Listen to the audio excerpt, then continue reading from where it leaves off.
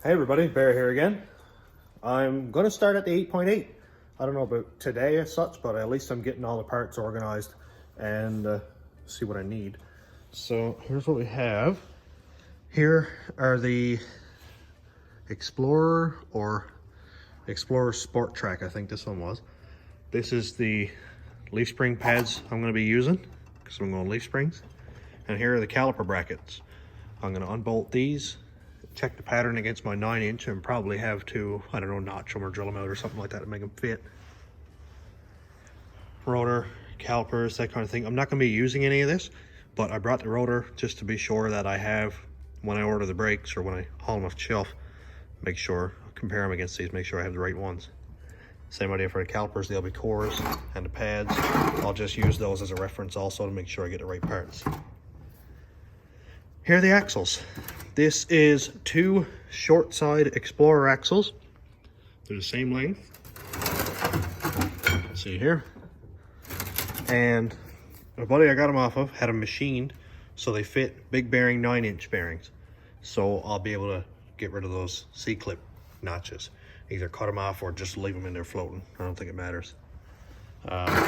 So they have the 5 on, I don't know what it is, 5 and 4.5 or 5 on 5 pattern. I'm pretty sure I got wheels for them. If not, I'll make another set.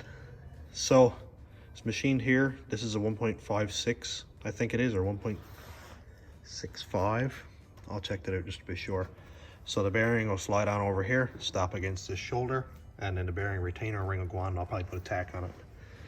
And they'll go into the housing. So these axles are 31 spline, so I'm sure they'll be plenty strong for the rat rod. I have broken 31 spline axles in the rat rod before, but it was because my spool cracked and unlocked. And when the spool cracked, it sort of opened up like this, and then the spline stripped out. It didn't break the axles or twist them or anything. So 31s would be fine with that. So let's get started and unbolt this here, and I'm going to clean this up really well with the wire wheel. I don't want this rusty looking garbage on it, so I'm going to clean them up really well, paint them, and I'm going to paint the whole rear end. I know the rat rod is rusty looking, but I like when everything looks really nice, clean, and painted in under. So the whole frame front to back looks really good, and all the components look good, so I don't want this being rusty.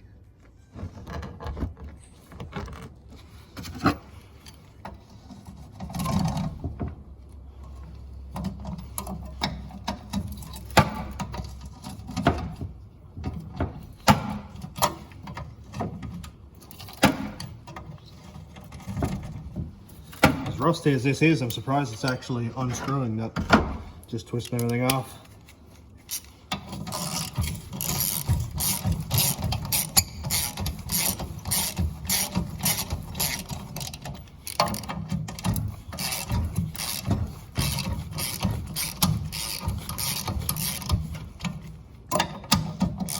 I didn't even use any loosening oil on it.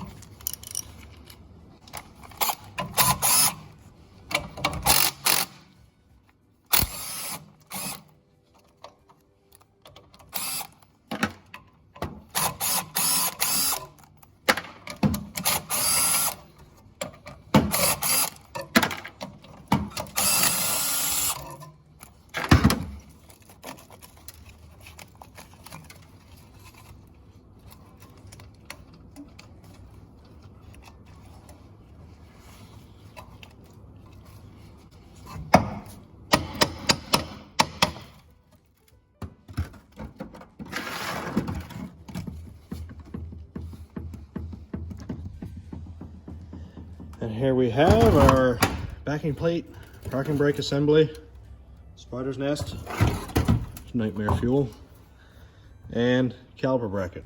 And I think this actually separates from the backing plate because these are really, really rough looking. Probably end up buying new ones of those if I use them.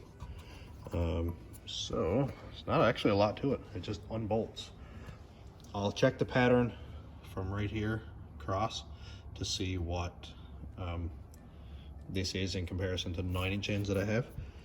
And like I said, I might have to elongate these a little bit or something like this just to make sure it gets oriented correctly this way and this way.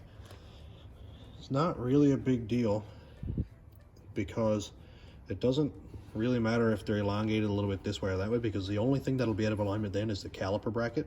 So it might be a little bit too far this way, or it might be a little bit too far that way, but there's quite a bit of forgiveness there. So if it's off, it's not the end of the world. I can just drill them out. That's if it's relatively close. If not, I might have to make some sort of a bracket and weld in here. That's really thick. It's like a 1/4 inch thick or more, so it won't hurt anyway. And then here we can see the welds that hold the spring perches on right around here. I've changed these things a lot. There's no issue at all. Just cut straight down through here and then sort of in with the cutoff wheel. You gotta be really careful here so the wheel doesn't explode, because you're trying to cut with a straight wheel on a rounded surface. So your wheel has a tendency to try and sort of flex or cup, and it can break the wheel, and that's uncomfortable when that hits you. So let's get this taken apart.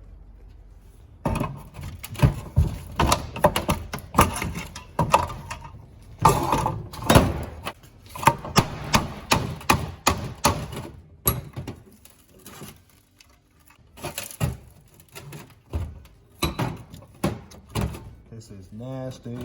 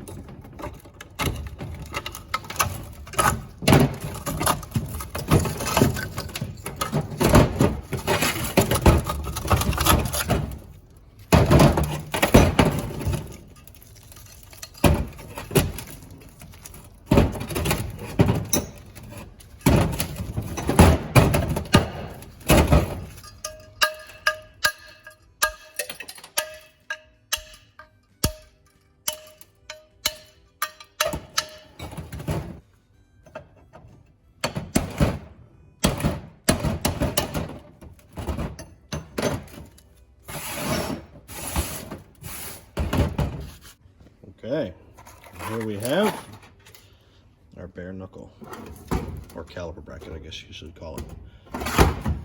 Pretty gross looking. Gotta chip off all this old rust here. Hope you like it. Now, this flakes right off. And this is what you get with Newfoundland vehicles when they use barrels and barrels and barrels of salt on the road.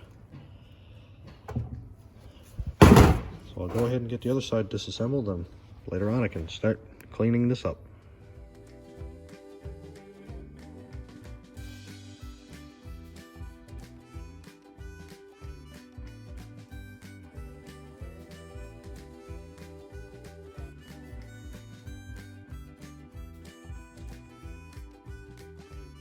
You'll have to excuse the mess on the bench, but I went and bolted the calipers on just to see what it looks like. I can understand why people like this setup, because it's all integrated into this bracket that bolts right to the side axle tube. And then you don't have to worry about lining up calipers and make sure it's, you know, it's not off and stuff. Everything is all there. So I'm really hoping that these bolts are going to line up half decent, and then I can sort of elongate the holes in the X pattern here to make sure they work right. But this is really cool. Not really sure how I feel about the park brake setup yet. It'd be kind of cool if I could find a caliper that fits this, that had the park brake cable integrated into it. That'd be a lot more convincing than doing the drum in hat style with the shoes and all that junk. I don't really like that. But yeah, I'm gonna go ahead and cut these spring perches off. Most of what I'm doing right now is just preparation for when I get the gears in, when the bearings come in. I'll be able to pretty quickly assemble the diff and have new bearings, ring and pinion. I'm going with 355 gears actually, so I'll be able to put all that in, and and pretty much bolt it in rear into the truck. After I get a rear frame, whether I take the one out of the woods that was up there or whether I find another one, I know where there's a couple more trucks, so I might be able to dig one up that's in better shape. But if not, I'll box that one in and replace a couple of bad spots that's in it. And hopefully, if all goes well, I'll have to rat ride back on the road again this summer. So it seems like every year I completely strip and rebuild the truck, whether it's a different rear end or different transmission, different engine, that kind of thing. So I have a lot of fun with it. But yeah, let's get this cut up and see where we go. I'm gonna go ahead and cut this up now. So if all goes well, I should be able to put the grinder like this and cut directly straight down, right tight to the edge of this metal here, and should be able to cut that weld and then knock the, well, and this one over here too, and then knock this sort of back and forth to get it to twist and then come off. And then I think I'm pretty much done with this one. Then I might later on cut off these sway bar pads here, because we kind of need to put a sway bar on the back of the truck too. I don't know if that would interfere with the Caltrack bars or not, but it'd be kind of cool to keep those just in case.